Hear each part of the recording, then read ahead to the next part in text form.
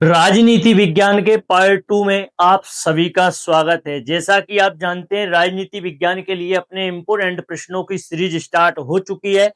मैंने इसका पहला पार्ट डाल दिया है। अगर आपने अभी तक उस पार्ट को नहीं देखा हो तो जाइए उसे देखिए। ठीक है, ये इंपोर्टेंट प्रश्नों की सीरीज है। इसके अंदर जो मोस्ट इंपोर्टेंट प्रश्न है वही प्रश्नों को लिया जाएगा। ठीक है, अब चलते हैं अपन अपनी राजनीति विज्ञान की इस पार्ट 2 में, है ना। तो प्रश्न क्रमांक 3, उसमें मैंने 2 प्रश्न करवाए हैं और इंपोर्टेंट थोड़ी सी जानकारी दी थी। अब ये आपका तीसरा प्रश्न है, भारत विभाजन के कारण उद्देश्य वजह लिखिए, है ना। देखिए, ये भारत विभाजन के कारण लिखिए, ये प्रश्न भी आ सकता है। भारत विभाजन के उद्देश्य लिखिए, ये प्रश्न भी आ सकता है। और भारत विभाजन की वजह लिखिए। मतलब प्रश्न 3 टाइप से आ सकता है, उत्तर एक ही होगा, उसका उत्तर अलग नहीं होगा। मतलब अगर प्रश्न ऐसे आ जाए भारत विभाजन की वजह लिखिए तो उत्तर एक ही होगा, है ना। भारत विभाजन के उद्देश्य लिखिए तो भी उत्तर वही होगा, और भारत विभाजन के कारण लिखिए तो भी उत्तर वही होगा। ये 3 टाइप से आपके पेपर में प्रश्न पूछा जा सकता है। तो चलिए अब चलते हैं अपन इसे। मैं आपको इसे लिखना साथ में समझाऊंगा भी और साथ में लिखना भी आपको सिखा दूंगा। ठीक है, तो सबसे पहले आप क्या लिखोगे? उत्तर। ठीक है, उत्तर लिखोगे आप। उत्तर में क्या लिखोगे? भारत विभाजन के कारण निम्न है। भारत भारत विभाजन विभाजन भारत विभाजन के कारण कारण उद्देश्य वजह निम्न है। कारण निम्न है, निम्न है। ठीक है, कारण निम्न है। अब इसका पहला कारण क्या है? अंग्रेजों की नीति। अंग्रेज चाहते थे कि भारत पर लंबे समय तक क्या किया जाए? लंबे समय तक भारत पर कब्जा करके या भारत को गुलाम बना के रखा जाए। तो अंग्रेजों की क्या नीति थी? अंग्रेजों की यह नीति थी। इसीलिए उन्होंने कौन सी नीति अपनाई थी? फूट डालो और राज करो की नीति, है ना। और वह ज्यादातर सांप्रदायिकता को बढ़ावा देते थे। अंग्रेज क्या करते थे? अंग्रेज जानबूझकर सांप्रदायिकता को बढ़ावा देते थे और फूट डालो राज करो की नीति का उपयोग, यानी कि फूट डालो राज करो की नीति का क्या करते थे? अनुसरण करते थे। यानी कि लोगों के बीच में फूट डालते थे, भाई को भाई से लड़ाते थे, राजा को राजा से लड़ाते थे, सरकार को सरकार से लड़ाते थे। ठीक है, तो यही अपना पॉइंट बनेगा, अंग्रेजों की नीति। इसका पहला पॉइंट क्या बनेगा? अंग्रेजों की नीति। अंग्रेजों की अंग्रेजों की नीति। अंग्रेजों की नीति, ठीक है, ये आपका पहला पॉइंट बनेगा, अंग्रेजों की नीति। इसमें लिखेंगे अपन अंग्रेज अंग्रेज अंग्रेज सांप्रदायिकता की। अंग्रेज जानबूझकर जानबूझकर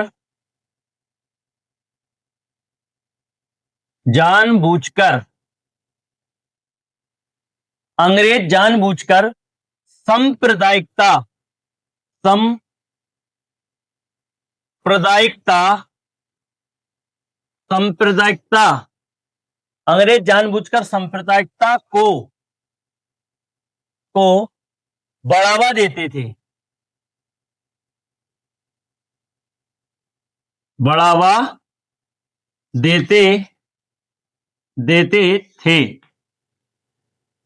बढ़ावा देते थे। ठीक है, अंग्रेज जानबूझकर सांप्रदायिकता को बढ़ावा देते थे, है ना।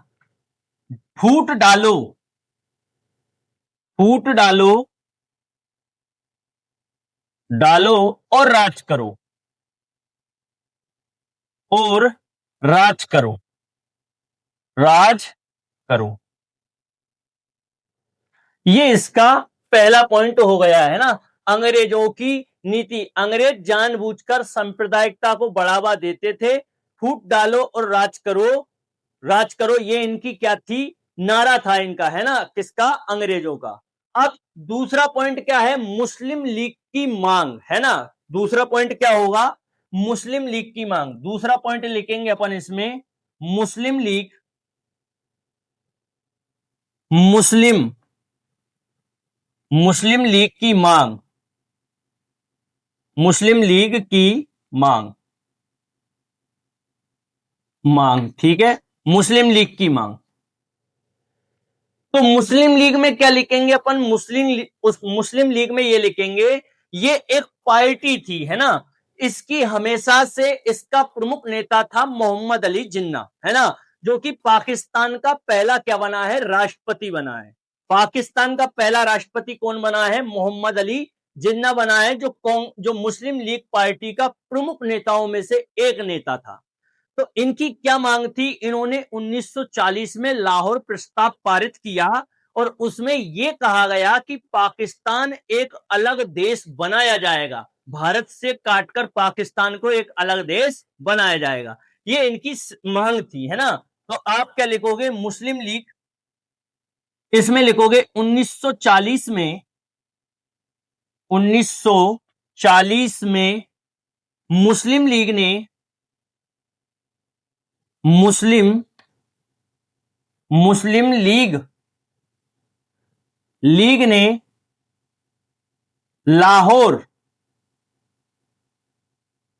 लाहौर प्रस्ताव लाहौर प्रस्ताव पारित किया, पारित किया, जिसमें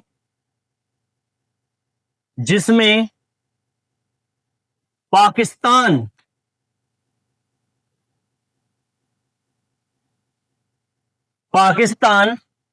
1940 में मुस्लिम लीग ने लाहौर प्रस्ताव पारित किया, जिसमें पाकिस्तान की मांग की गई, पाकिस्तान की मांग की गई। ये आपका सेकंड पॉइंट है, उम्मीद है ये याद हो गया होगा। अब चलते हैं अपन इसके थर्ड पॉइंट।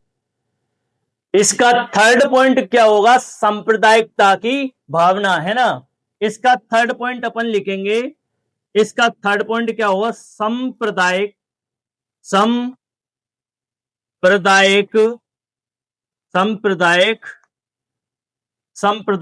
भावना, सांप्रदायिक भावना, ठीक है। इसका थर्ड पॉइंट होगा सांप्रदायिक भावना। सांप्रदायिक आएगा, है ना, सांप्रदायिक नहीं आएगा, सांप्रदायिक आएगा। तो इसमें क्या लिखेंगे अपन, इसमें लिखेंगे हिंदू और मुसलमानों के बीच अविश्वास और अलगाव की भावना बढ़ गई। क्या होगा इसमें, हिंदू, इसका थर्ड पॉइंट होगा हिंदू और मुसलमानों हिंदू और मुसलमानों के बीच हिंदू और मुसलमानों के बीच अविश्वास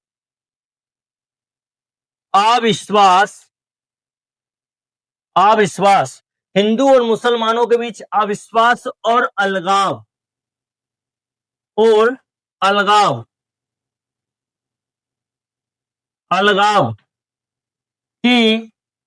की भावना बढ़ गई। ये प्रश्न यहां पूरे तरीके से पूर्ण होता है। उम्मीद है ये आपको समझ में आ गया होगा। एक बार मैं और आपको समझा देता हूं। पेपर में प्रश्न आएगा, भारत विभाजन के कारण लिखिए। याद रखना, कारण के स्थान पर उद्देश्य भी लिखा आ सकता है और कारण के स्थान पर वजह भी लिखा आ सकता है। कि भारत विभाजन की वजह लिखिए कोई 3, ठीक है, कोई 3। तो भारत विभाजन के कारण निम्न है। पहला पॉइंट क्या बनाया है अपन ने, अंग्रेजों की नीति।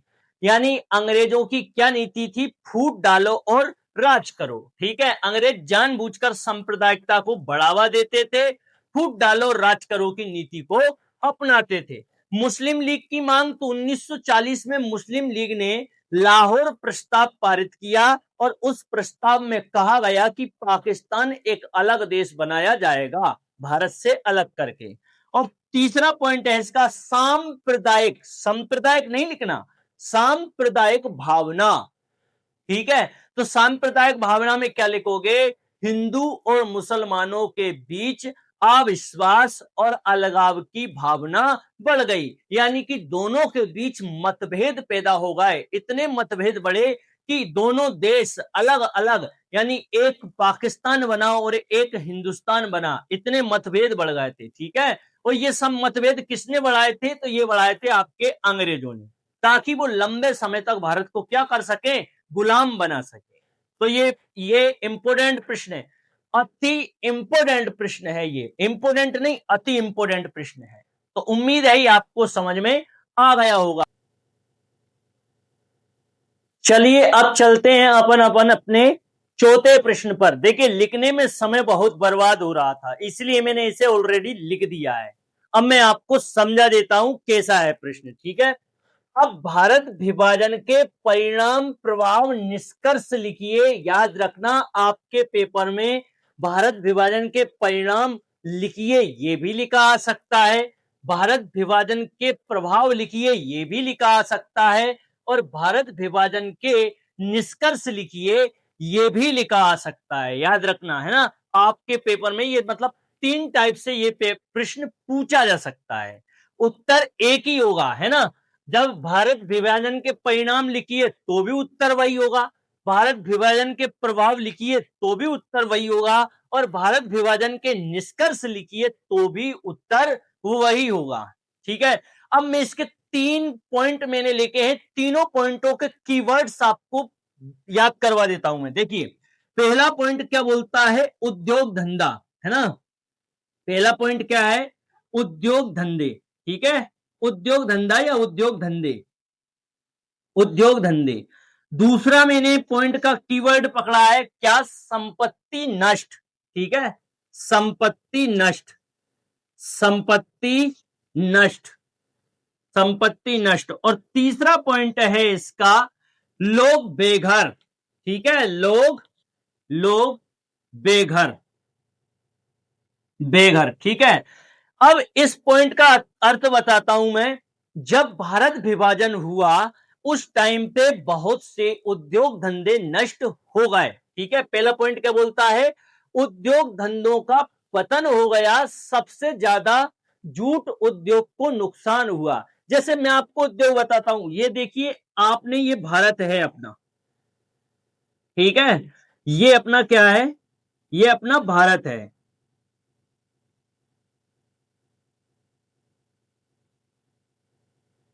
यह है अपना भारत। आपने देखा होगा, अगर आपने पढ़ा होगा मानचित्रों को, तो इस जगह पर है आपका बांग्लादेश। ठीक है, बांग्लादेश। कौन सा देश है इस जगह पर? बांग्लादेश। और इस जगह पर एक देश है जो कभी अपना ही हिस्सा हुआ करता था, यह है आपका पाकिस्तान। ठीक है, क्या है? ये आपका पाकिस्तान है।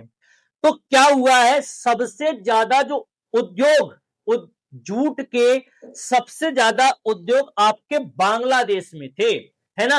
अब देखिए जूट पैदा तो पूरे भारत में होता है, यहां पाकिस्तान में भी होता है। पहले ये पाकिस्तान ही हुआ करता था, ये 1971 से पहले पाकिस्तान ही था। ये तो था पूर्वी पाकिस्तान और ये था पश्चिमी पाकिस्तान। याद रखना ये पाकिस्तान ही था। ठीक है, पाकिस्तान ही था ये। कब तक? 1971 तक। ठीक है, 1971 तक क्या था? ये पाकिस्तान का ही एक, मतलब ये दोनों पाकिस्तान थे। तो भारत की प्रधानमंत्री बनती है 1971 में इंदिरा गांधी। ठीक है, इंदिरा गांधी, इंदिरा गांधी।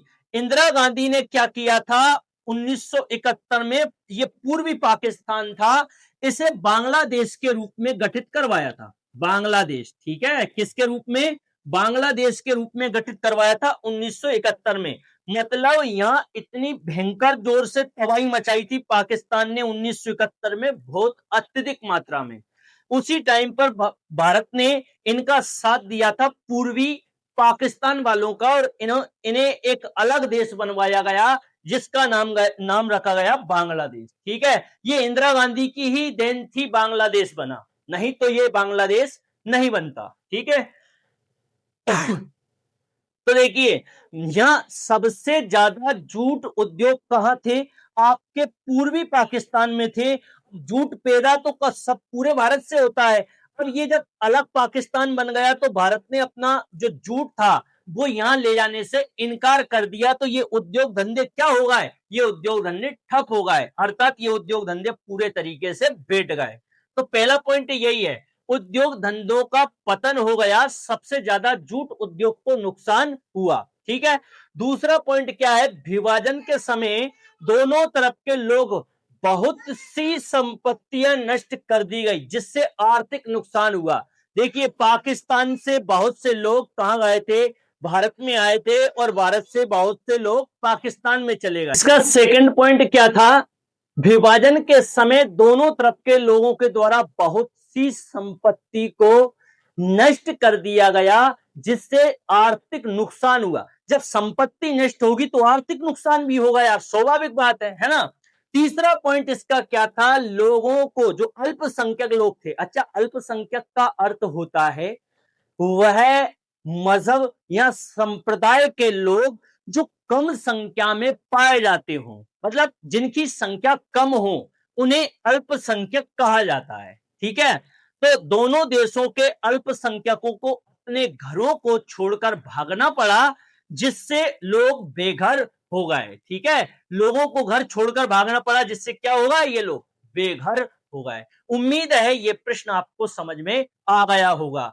अगर ये समझ में आ गया हो तो वीडियो को लाइक करना है और चैनल को सब्सक्राइब करना है। ठीक है, चलिए अब चलते हैं अपन इसके फिफ्थ प्रश्न। चलिए अब चलते हैं अपन अपने प्रश्न क्रमांक 5 पर। प्रश्न क्रमांक 5 क्या है? रियासत रजवाड़े एकीकरण की प्रणाली से आप क्या समझते हो, लिखिए। ठीक है, तो देखिए रियासतों को एकीकरण करने का श्रेय जाता है सरदार वल्लभ भाई पटेल को।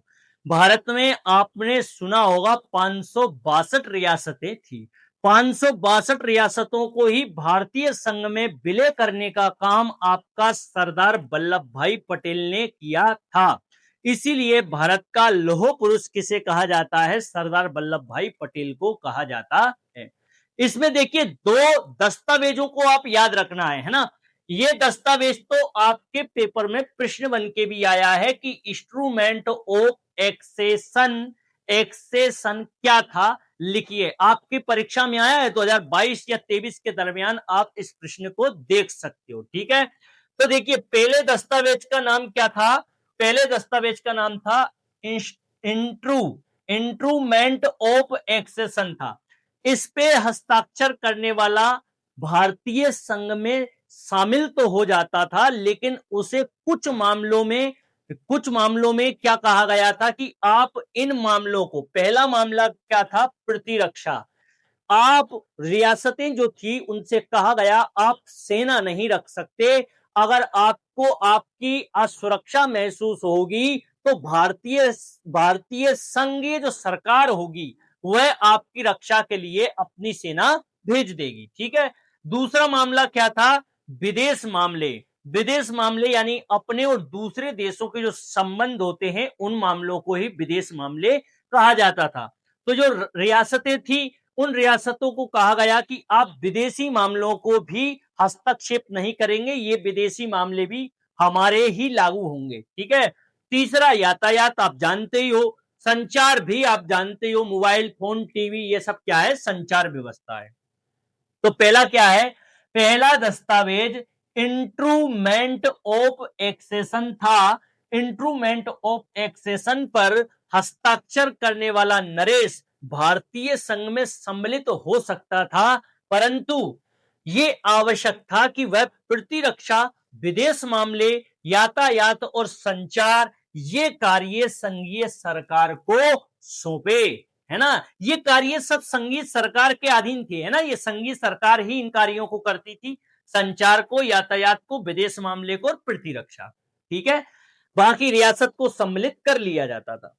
दूसरा दस्तावेज था स्टैंड स्टिल एग्रीमेंट। ये प्रश्न भी आपके पेपर में आ सकता है, याद रखना। आपके पेपर में आया है इंस्ट्रूमेंट ऑफ एक्सेशन क्या था, इसका अर्थ लिखिए या परिभाषा लिखिए। तो यही आपको लिखना है, यहां से लेके यहां तक ही लिख देना है, यही इसका उत्तर हो जाएगा।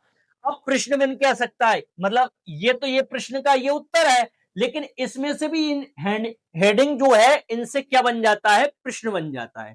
तो उसी प्रकार मेरा कहना यह है कि स्टैंड स्टिल एग्रीमेंट से भी आपकी परीक्षा में प्रश्न बन सकता है। ठीक है, तो दूसरा दस्तावेज स्टैंड स्टिल एग्रीमेंट था। दूसरे दस्तावेज के अनुसार दूसरा दस्तावेज स्टैंड स्टिल एग्रीमेंट था। दूसरे दस्तावेज के अनुसार अंग्रेजी सरकार में केंद्रीय सरकार की जो स्थिति थी, इसके स्थान पर संघीय व्यवस्था की केंद्रीय सरकार को मान्यता प्रदान करना था। मतलब यह कहा गया कि जो अंग्रेजों ने सरकार बनाई थी, इस दस्तावेज के आधार पर जो अंग्रेजों ने सरकार बनाई थी, जो सभी रजवाड़े थे, उनसे कहा गया कि आप एक काम कीजिए, जो जो केंद्रीय सरकार थी, उसी केंद्रीय सरकार को, संघीय सरकार को मान्यता, मतलब जो एक संघ बनाओ। सभी जो रजवाड़े जो भारतीय संघ में शामिल हो रहे हैं या दूसरे पाकिस्तान में सम्मिलित होना चाहते हैं, उन सभी ने एक संघ बनाया। और जो जो केंद्रीय सरकार अंग्रेजों के टाइम पर थी, उसी सरकार को ये सभी संघों ने क्या दी, मान्यता देने का काम किया है। यानी केंद्रीय सरकार को मान्यता प्रदान करना था। किसके माध्यम से, स्टैंड स्टिल एग्रीमेंट के माध्यम से। उम्मीद है ये प्रश्न भी आपको समझ में आ गया होगा। मैं एक बार और बता देता हूं, दूसरा दस्तावेज स्टैंड स्टिल एग्रीमेंट था। दूसरे दस्तावेज के अनुसार अंग्रेजी सरकार में केंद्रीय सरकार की जो स्थिति थी, इसके स्थान पर संघीय व्यवस्था की केंद्रीय सरकार को मान्यता प्रदान करना था। यानी सभी रियासतों को कहा गया कि आप जो केंद्रीय सरकार है, इसे क्या कीजिए, मान्यता प्रदान कीजिए। ठीक है, उम्मीद है ये आपको समझ में आ गया होगा। अब समझ में अगर ये आ गया हो तो आपको क्या करना है, वीडियो को लाइक करना है, चैनल को सब्सक्राइब करना है और अपने दोस्तों के साथ शेयर करना है। आप सभी का धन्यवाद। मिलते हैं अगले नेक्स्ट पार्ट में।